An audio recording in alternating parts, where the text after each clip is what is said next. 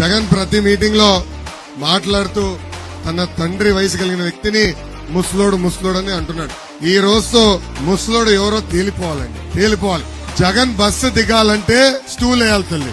జగన్ కొబ్బరికాయ కొట్టాలంటే ఇద్దరు ఆ రాయి ఎత్తాలి తల్లి. పంతులు ఆ రాయి ఎత్తే నడుము వంగకుండా కొబ్బరికాయ కొడతాడు తల్లి.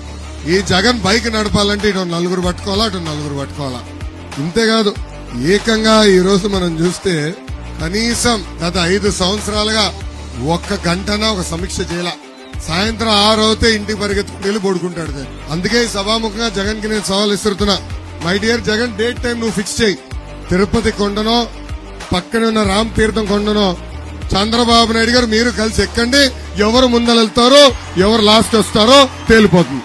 సో ఎవడు కుర్రోడు ఎవడు ముసలోడో తేలిపోతుంది జగన్. ఇప్పుడు మీ అందరూ చిన్న క్విజ్ పెడుతున్నారు, రెడీనా?